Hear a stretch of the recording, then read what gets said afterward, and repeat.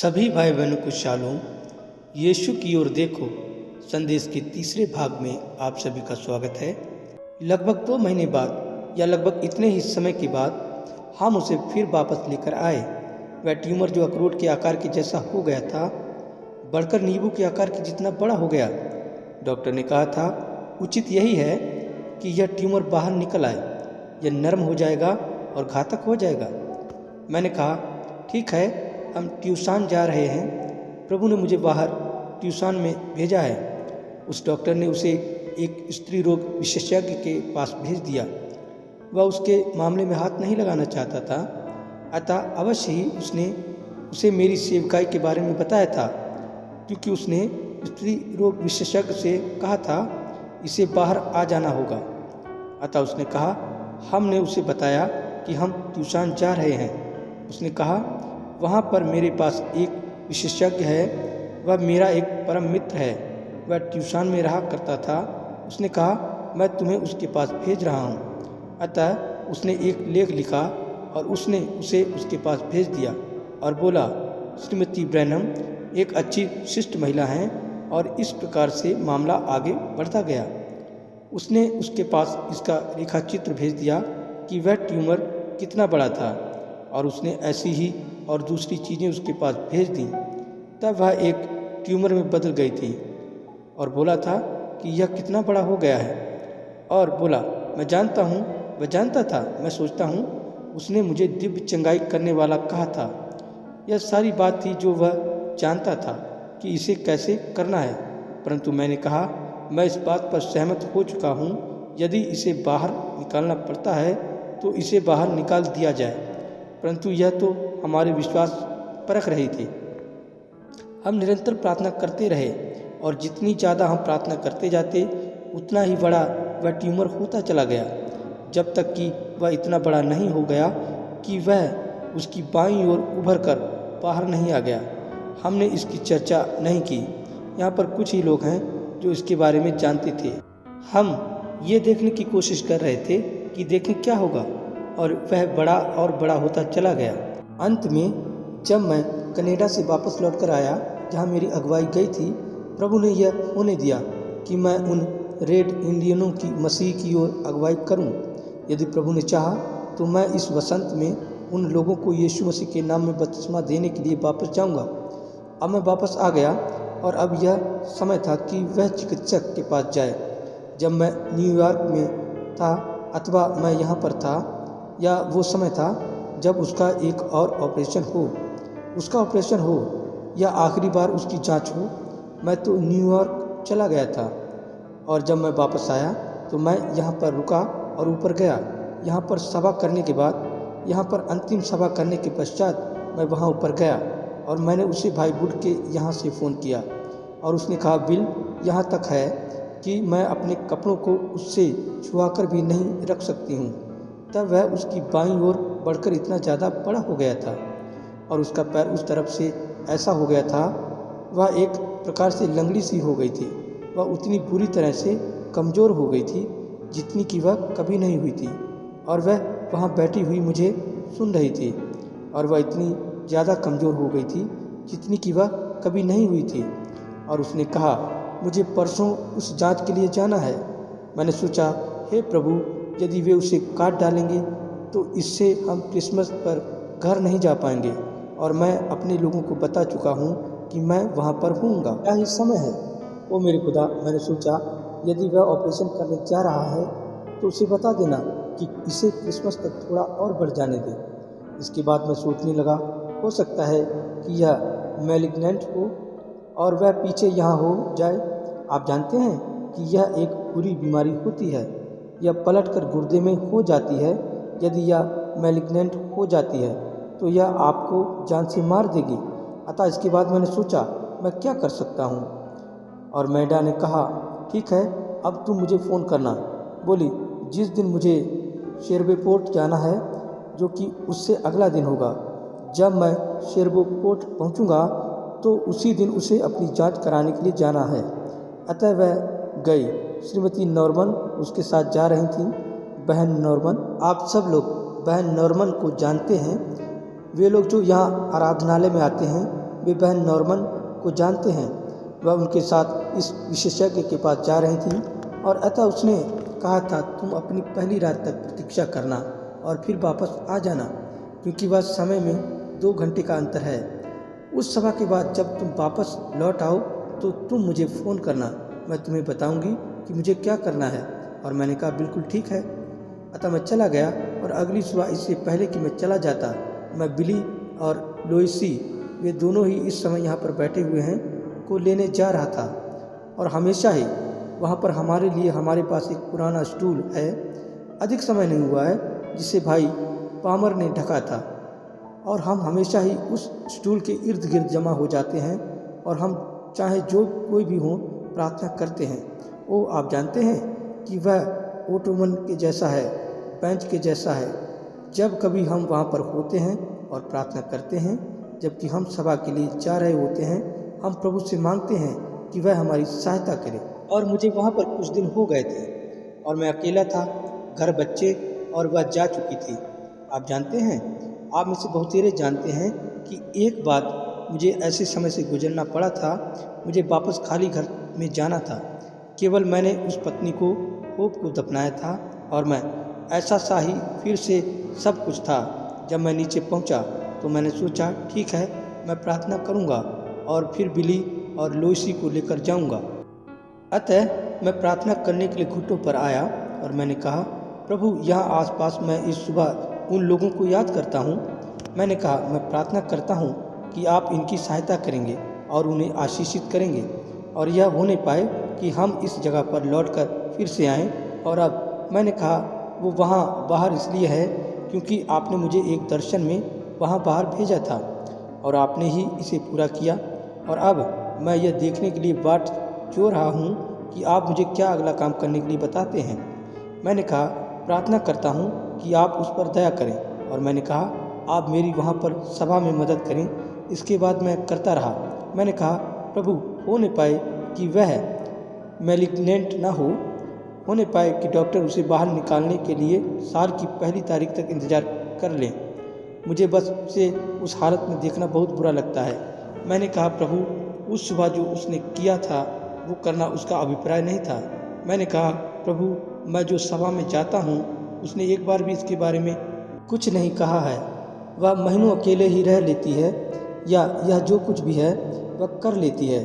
उसने एक बार भी इसके बारे में अपना मुंह नहीं खोला है।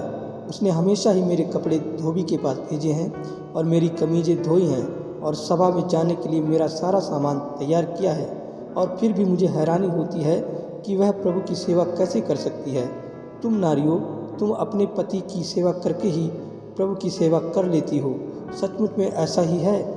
और इसके बाद जब मैं थका हुआ जर्जर हालत में वापस लौटकर आया, सभी जगह से लोग आ रहे होते हैं और मुझे बाहर कहीं पर मछली पकड़ने या शिकार के दौरे पर जाना होता है। क्यों? बहुत सी स्त्रियां तो इस बात पर भड़क ही जाती हैं। उसने क्या किया? शिकार पर जाने वाले मेरे कपड़े तैयार किए कि मैं शिकार पर चला जाऊं। मैंने कहा प्रभु, उसका वैसा करने का मतलब नहीं था। और मैंने कहा क्योंकि उसके 3 बच्चे ऑपरेशन से हुए हैं, अतः उसे 3 बार चीरा फाड़ा गया है। और मैंने कहा प्रभु, मुझे इस बात से बहुत बुरा लगेगा कि उसके साथ फिर से ऐसा हो। ठीक इसके बाद मैंने कमरे में कुछ सुना। मैंने ऊपर दृष्टि डाली और एक शब्द ने कहा, उठ खड़ा हो, अब जो कुछ तू कहेगा वह ठीक वैसा ही हो जाएगा। मैंने 1 मिनट तक प्रतीक्षा की और मैंने कहा इससे पहले कि डॉक्टर का हाथ उसे छुए, प्रभु का हाथ उस ट्यूमर को दूर कर दे और वह पाया ना जाए। इसी ने ही मेरे लिए उस मामले का निपटारा कर दिया। मैंने उसे कदाचित फ़ोन नहीं किया। मैं आगे निकल चला। मैंने जाकर बिली और लोइसी को लिया और शेरवेपोर्ट निकल पड़ा। उससे अगली रात मैंने उसे फ़ोन किया। वह खुश थी और वह बोली, बिल, मैं तुम्हें बताना चाहती हूँ, अब वह यहाँ पर है और वह इसकी पुष्टि कर सकती है। उसे वहाँ तक लंगड़ाकर चलकर जाना था और वह एक नर्स और बहन नॉर्मन के साथ कक्ष के अंदर गई और उसे जांच के लिए कपड़े अंगरखा पहना दिए गए। डॉक्टर बाहर आया। वह मुश्किल से ही मेज पर लेट सकती थी। उसका ट्यूमर इतना ज़्यादा उभर कर लटका हुआ था। और जब वह डॉक्टर अंदर आया और वह उससे बातें कर रहा था और वह चादर को उठाने के लिए आगे आया ताकि उसे छू सके, और इससे पहले कि डॉक्टर उसे छूता वह ट्यूमर चला गया था और डॉक्टर नहीं जानता था कि वह ट्यूमर किस तरफ था। वह बोला, 1 मिनट रुको। वह उन सब चित्रित रेखा चित्रों और उन सारी तस्वीरों तथा अन्य सभी चीज़ों की सहायता से भी उसका एक जरा सा निशान तक नहीं ढूंढ सका था। उसने उसकी बार बार जांच की। उसने कहा, हो सकता है कि मैं इसे समझा ना सकूं, लेकिन श्रीमती ब्रैनम, वह ट्यूमर वहाँ नहीं है और तब से उसमें इसके कोई लक्षण तक नहीं है। ये क्या था? ध्यान दीजिए, यह बिल्कुल ठीक वैसा ही है जैसा इसने यह कहा था। इससे पहले कि डॉक्टर का हाथ उसे छुए, सेकंड का एक अंश मात्र भर होता और उसके हाथ में उसे छू लिया होता। खुदा का वचन कितना सिद्ध है। अब वहाँ पर मेरी पत्नी है और हम दोनों प्रभु के सम्मुख हैं, परंतु इससे पहले कि डॉक्टर का हाथ उसके शरीर को स्पर्श तक कर पाता, उसका हाथ जब इस प्रकार से उसकी ओर आ रहा था तो इस बीच में ही कुछ घटित हो गया था। वह ट्यूमर चला गया था और वे पा तक ना सके थे। उसने कहा था, मेरा विचार है कि ऐसा ही था। क्या प्रिय, ऐसा नहीं हुआ था? वह बोला, श्रीमती ब्रैनम, मैं एक बार फिर से आपको आश्वस्त कर देना चाहता हूँ। क्या उसने ऐसे ही नहीं कहा था? यह सच है, वह ट्यूमर वहाँ नहीं है। तुम्हें कोई ट्यूमर नहीं है। ये क्या था? यह बिल्कुल ठीक प्रभु के वचन के ही अनुसार था। आमीन। यह 5वां अवसर था। 5 अनुग्रह का अंक है। यह अंक विश्वास का भी है। मेरे दिमाग में कोई संदेह नहीं है। मैं जानता हूँ कि यह तीसरा खिंचाव क्या है और मैं जानता हूँ कि यह क्या करता है। अब आप केवल शांत रहें और भक्तिभाव सहित बैठे रहें। वह घड़ी शीघ्र ही आएगी जब प्रभु हमारे लिए कुछ बड़े बड़े काम करेगा। अब आइए हम प्रार्थना के शब्द के लिए अपने सिरों को झुकाएं। प्रभु यीशु, मैं इसे दूसरे लोगों पर देख चुका हूँ, परंतु जब यह मेरी अपनी अमूल्य पत्नी पर आया तब प्रभु यह मेरे अपने घर के अंदर ही था। मैंने उस पर अपनी आँखों से दृष्टि की थी। मैंने उसे अपने निज हाथों से अनुभव किया था और मैं प्रभु, इससे पहले कि यह होता 16 वर्ष पहले ही उसके बारे में आपके द्वारा अवगत भी करा दिया गया था और प्रकट करा दिया गया था। जब कुछ भी बोला जाता है तो उसे अवश्य ही होना होता है। प्रभु, आप ही मुझे दिखा रहे थे। तब मेरा भरोसा उसमें था जो आपने लोगों के लिए किया था और आपने ही मुझे उससे अवगत होने दिया था और इसीलिए मैं लोगों की सहायता कर सका था। आपने उसे ठीक मेरे घर में ही घटित किया। वह पहला खिंचाव था और अब तीसरे खिंचाव ने पहले खिंचाव की पुष्टि की है। पिता, हम आपके धन्यवादित हैं। आप हमें हमारी गलतियों के लिए क्षमा करें। हम एक छोटे लोग हैं, हम अशिक्षित हैं, हम लगभग जाहिल से लोग हैं, लेकिन हम अत्यंत धन्यवादित हैं कि हमारे पास एक सर्वशक्तिमान प्रभु है जो हम पर निगाह लगाए रहता है और हमारा ध्यान रखता है, क्योंकि हम नहीं जानते हैं कि हमें कैसे अपना ध्यान रखना है। हम खुद अपने को आपको समर्पित करते हैं। अब पिता, मैं प्रार्थना करता हूँ कि आप मेरी सहायता करेंगे और हे प्रभु, यह हो कि आप मेरी इस तीसरे खिंचाव में सहायता करें। जैसा कि आप इन पिछले कई सालों से इसके बारे में बता रहे हैं, इसे चिन्हों पर, पहाड़ों पर तथा और दूसरी चीज़ों पर दिखा रहे हैं और इसे आगे बढ़ाते चले जा रहे हैं। अब मैं यह देखने के लिए कि यह क्या है तब तक दृष्टि लगाए हुए था जब तक कि इसकी पूरी तरह से पुष्टि नहीं हो गई थी। अब पिता, मैं प्रार्थना करता हूँ कि आप मेरी सहायता करेंगे कि मैं इसके प्रति पहले से अधिक श्रद्धालु और भक्तिभाव युक्त बना रहूँ और होने पाए कि ठीक इसी प्रचार मंच से जहाँ से पहला खिंचाव और दूसरा खिंचाव कहा गया था और अब यह तीसरा खिंचाव है और आपको ही महिमा मिले और जो कुछ आपने कहा वह बिल्कुल ठीक ठीक घटित हुआ, बिल्कुल ठीक वैसे ही घटित हुआ जैसा आपने कहा था। प्रभु, हम आप पर विश्वास करते हैं। हम में से प्रत्येक की सहायता कीजिए कि हम अपने अविश्वास और अंधविश्वास को दूर फेंक दें ताकि हम जीवते प्रभु की उपस्थिति में खड़े हो सकें। हम ये जानते हैं कि ठीक वही प्रभु जिसने मेरी पत्नी से उस ट्यूमर को ले लिया था, वही इस समय यहाँ पर मौजूद है। इसको हमारे देश के उन सबसे श्रेष्ठ मेडिकल साइंस के डॉक्टरों के द्वारा जिसने इसकी जांच की थी सत्य प्रमाणित किया गया था। फिर उसने इसे देखा था और इसकी तस्वीर खींची थी और अब यह जा चुका है। आप ही प्रभु हैं और आपको छोड़कर कोई और प्रभु नहीं है और हम आपसे ही प्रेम करते हैं क्योंकि आपने यह होने दिया कि हम आपके सेवक बने, यह होने पाए कि हम अपने जीवन के समस्त दिनों में आपकी सेवकाई भक्ति भाव और आदर सहित करें। प्रभु, आप ये प्रदान करें, यह होने पाए कि मैं और मेरा घराना और ये सब लोग ऐसा चमकता हुआ उजियाला, ऐसा नमकीन नमक बन सकें कि यह दूसरे लोगों के अंदर इस यीशु से, जिसने हमारे लिए बहुत कुछ किया है, प्रेम करने की प्यास उत्पन्न कर दे। प्रभु, अब जबकि मैं एक छोटे से पाठ के लिए वचन को पढ़ने के लिए खोलता हूँ और इसके बाद बीमारों के लिए प्रार्थना करता हूँ, तो आप मेरी सहायता करें, हमसे बात कीजिए और बीमारों को चंगा कीजिए। हम इस प्रार्थना को यीशु के नाम में मांगते हैं, आमीन। क्या मेरे पास समय है? यदि मैं यहाँ पर किसी पाठ पर बहुत तेज़ी से शीघ्रता करता हूँ, अब मैं चाहता हूँ कि आप पढ़ें या आप इसे रेखांकित करें या आप जो करना चाहें वह करें। पहला वाला तो गिनती की पुस्तक के 21:5-19 में पाया जाता है और हम इसे पढ़ना चाहते हैं। सो वे प्रभु के विरुद्ध बातें करने लगे और मूसा से कहा, तुम लोग हमको मिस्र से जंगल में मरने को क्यों ले आए हो? यहाँ तो न रोटी है और न पानी, और हमारे प्राण इस निकम्मे रोटी या स्वर्गदूतों का भोजन था से दुखित है।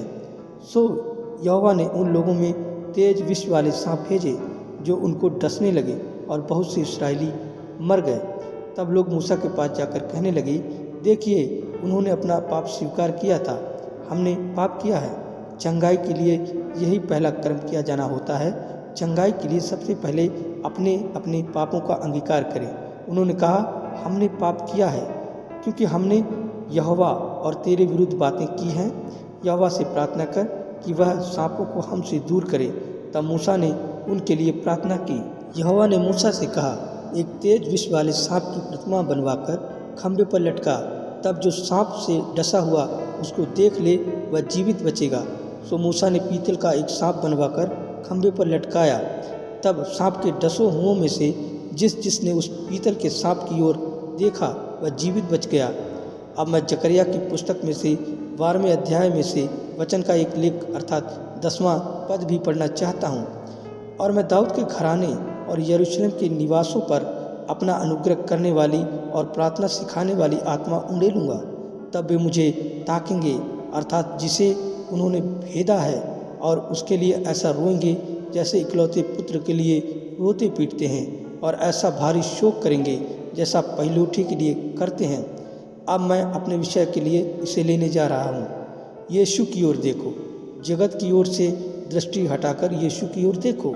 मूसा ने एक सांप बनाया था और यहाँ पर आगे चलकर नबी इसके बारे में कह रहा है। क्या हो? यीशु की ओर देखो। बाइबल में यशाया 45:22 में कहा गया है, हम देखते हैं कि प्रभु ने कहा था, मेरी ओर देखो, हे पृथ्वी के दूर दूर के देश के रहने वालों। और अब जब पृथ्वी अपने अंत पर आ पहुंची है या पृथ्वी का तंत्र अपने अंत पर आ पहुंचा है, तो लोग प्रभु की ओर ताकें।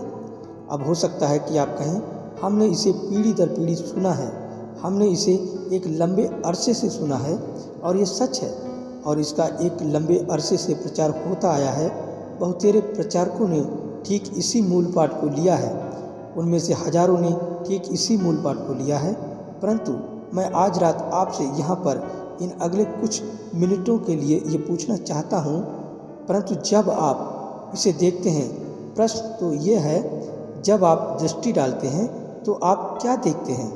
जब आप दृष्टि डालते हैं तो आप क्या देखते हैं? यह तो केवल इस पर निर्भर करता है कि आप किस लिए देख रहे हैं। अब देखिए, उसने कहा था, मेरी ओर देखो, हे पृथ्वी के सब दूर दूर के रहने वालों। मूसा ने ऊंचे पर एक सांप लटकाया था, और जिस किसी ने भी उसकी ओर देखा वह चंगा हो गया था।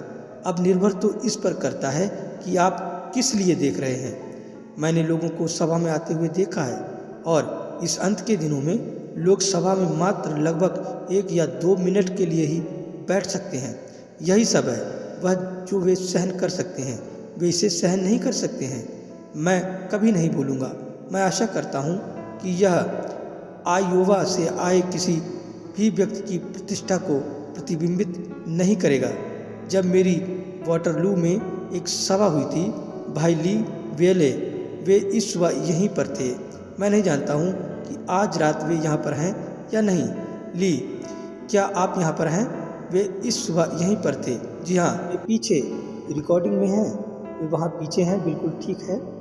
मैंने और भाई ली वेले ने वह सब कुछ किया जो हम कर सकते थे, और हमने सेवक गणों की एसोसिएशन को मुफ्त नाश्ता दिया था ताकि वे केवल इस सभा में आ सकें और उनसे बातचीत की जा सके।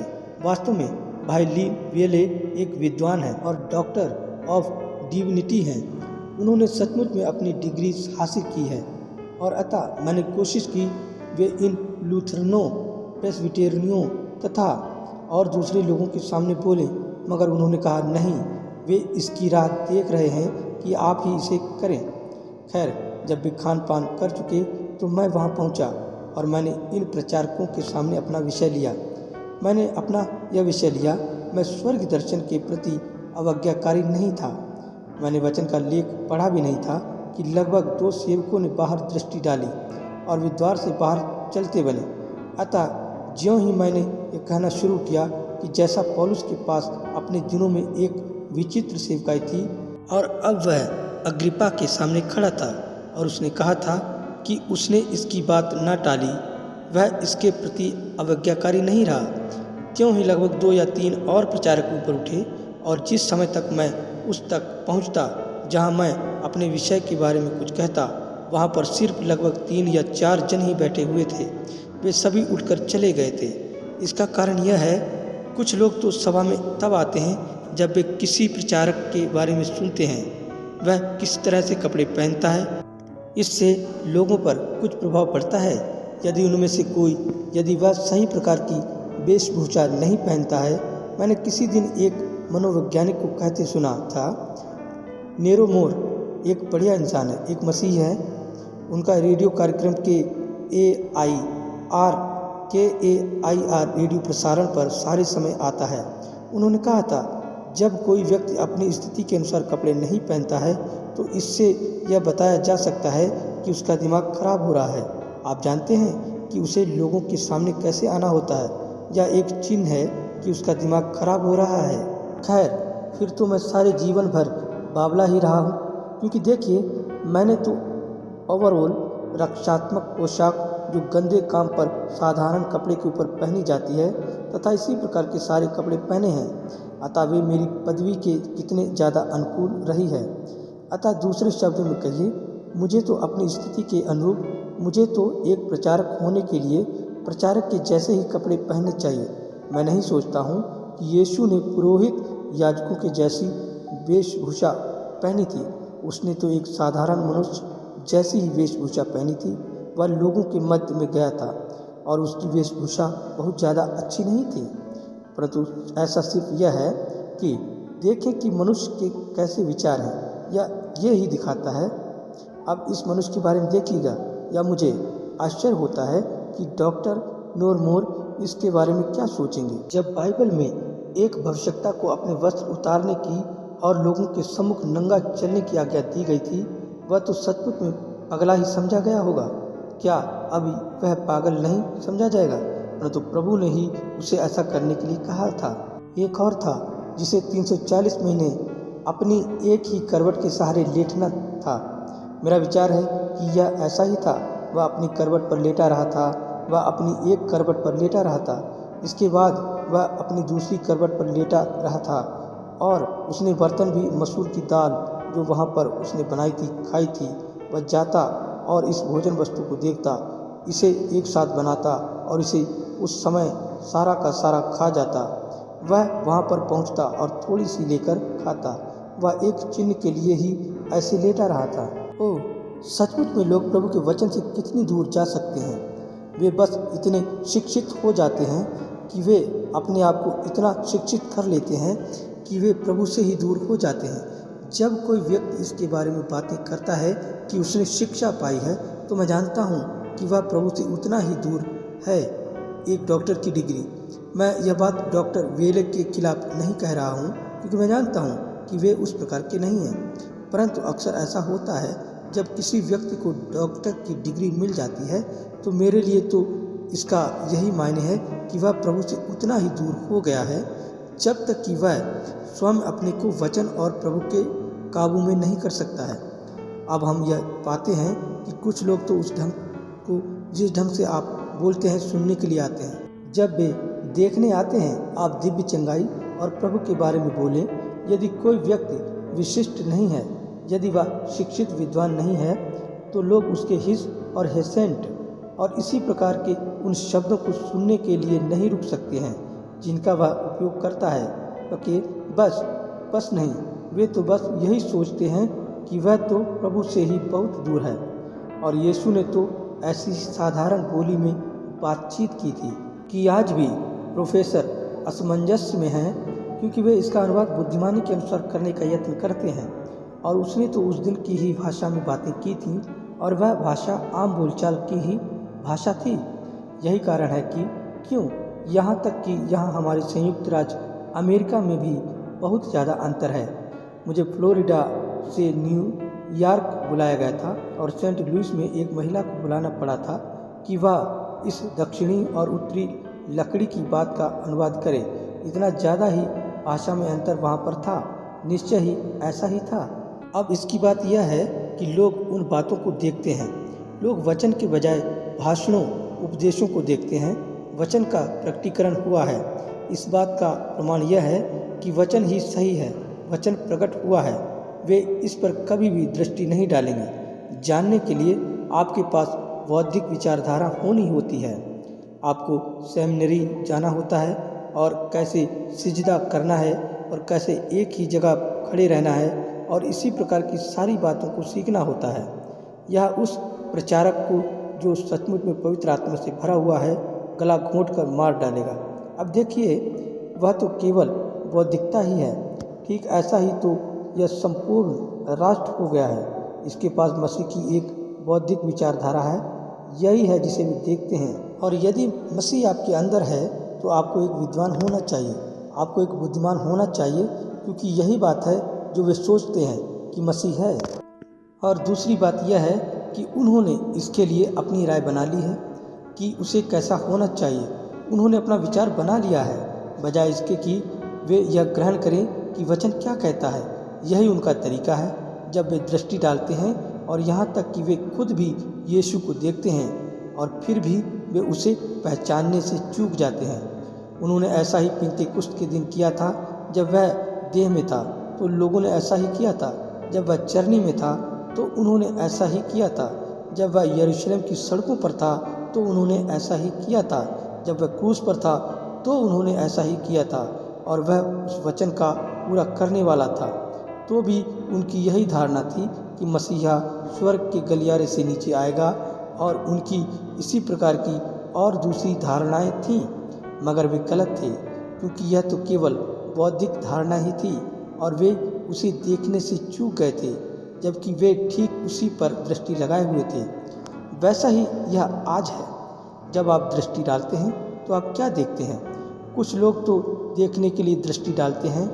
जब वे उस पर दृष्टि डालते हैं तो वे किसी महान बौद्धिक कलीसिया के संस्थापक को देखने के लिए उस पर दृष्टि डालते हैं। किसी ऐसे व्यक्ति को जो सचमुच में एक ऐसा धार्मिक मत बना सकता है जो सभी लोगों को उस धार्मिक मत पर झुका देगा, कुछ ऐसा ही या कुछ और कर देगा। यही है जो वे देखते हैं जब वे उस पर दृष्टि डालते हैं।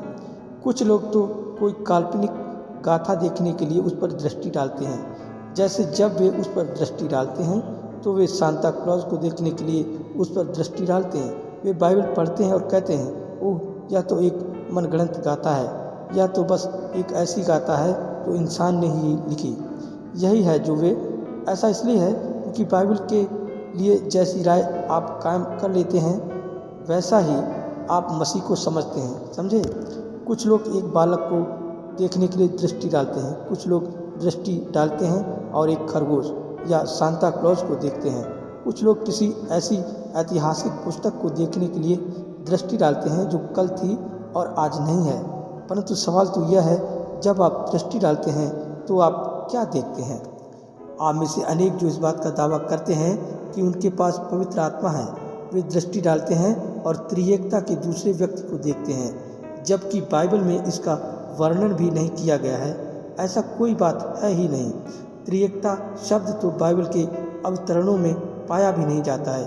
परंतु फिर भी जब आप यीशु पर दृष्टि डालते हैं तो आप उसकी ओर त्रिएकता के तीसरे व्यक्ति या दूसरे व्यक्ति के रूप में ही ताकते हैं और यही कारण है कि आप कहीं नहीं पहुंचते हैं।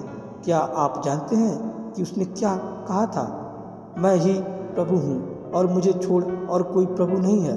निर्भर तो इस पर करता है कि आप किस पर दृष्टि लगा रहे हैं। यदि आप किसी शुभांकर, सौभाग्य लाने वाले लड़के को और दाढ़ी वाले किसी बूढ़े को तथा वगैरह वगैरह को अपनी धारणा में रखना चाहते हैं, यदि आपका यीशु को देखने का यही दृष्टिकोण है कि आप उसे प्रभु से अलग किसी दूसरे अलग ही व्यक्ति के रूप में देखते हैं, तो आप देखने में गलती कर रहे हैं। आप उसे नहीं देखते हैं। यहाँ पर अधिक समय नहीं हुआ है कि मेरे पास एक दूरबीन थी और मैं कुछ मृगों, चौसिंगों को देखने की कोशिश कर रहा था, अथवा उस मृग को जो मैदान में था देखने की कोशिश कर रहा था, और मेरा पुत्र मुझे उसे दिखाने का प्रयास कर रहा था। वह काफ़ी सयाना है, अतः उसने कहा, डैडी आप उस दूरबीन को लें, ठीक वहाँ बाहर एक मृग खड़ा हुआ है। मैंने कहा, मैं उसे अपनी स्वाभाविक आंखों से देख सकता हूँ। उसने कहा, दूरबीन लेकर देखो।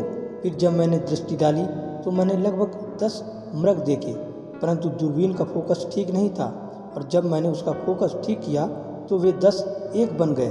और यदि आप अपने मस्तिष्क को प्रभु के वचन पर फोकस कर देते हैं तो 3 एक हो जाएंगे, परंतु आपकी पुरोहित तंत्र रूपी दूरबीन का फोकस बिगड़ जाता है।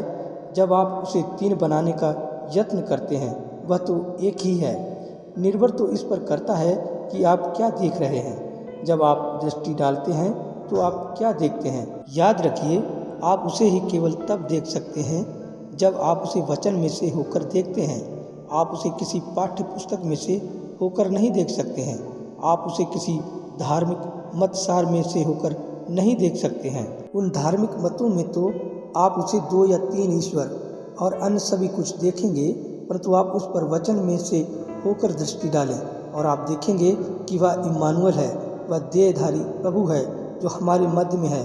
उसने कहा था, मैं ही प्रभु हूँ और मुझे छोड़ और कोई प्रभु नहीं है, वही प्रभु है। यशायाह भविष्यवक्ता ने एक बार दृष्टि डाली थी और जब उसने यीशु को देख लिया था। मेरा विषय है, यीशु को देखो, यीशु की ओर देखो। जब यशायाह ने उसे देखने के लिए संसार से हटकर दृष्टि डाली तो उसने कहा था, मैं एक अद्भुत युक्ति करने वाला पराक्रमी प्रभु, अनंत काल का पिता, शांति का राजकुमार देखता हूँ। यही है वह जो यशायाह ने उस पर दृष्टि डालने पर देखा था। एक बार दानिएल खड़ा हुआ था जब उसने अन्य जातियों के राज्य का अंत देखा था। उसने उस मूरत को देखा था जो नबूकदनेस्सर ने स्वप्न में देखी थी।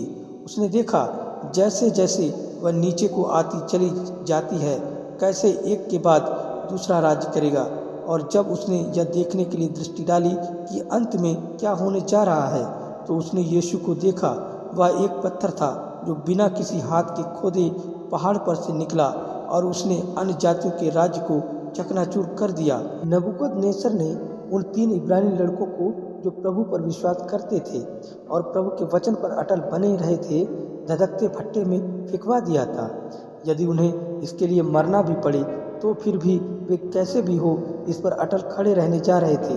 बस एक छोटी सी ही बात थी कि वे अपने घुटने किसी और के आगे झुका लें। परंतु जब राजा ने दृष्टि डाली तो उसने यीशु को देखा, जो कि वह चौथा व्यक्ति था जो उस धधकते भट्टे में था, और उसने ही उस सारी तपिश को अपने आज्ञाकारी सेवकों से दूर रखा हुआ था। यही है वह जो नबूकदनेस्सर ने देखा था। एक दिन यहेजकेल ने उसे देखने के लिए दृष्टि डाली और वह एक पहिए के बीच में दूसरा पहिया था जो कि हवा के बीच में था। वह पहिए की धुरी था जिससे हर एक डंडी जुड़ी हुई थी। आमीन। बड़ा वाला पहिया विश्वास से चलता है, परंतु छोटा पहिया प्रभु की सामर्थ्य से चलता है।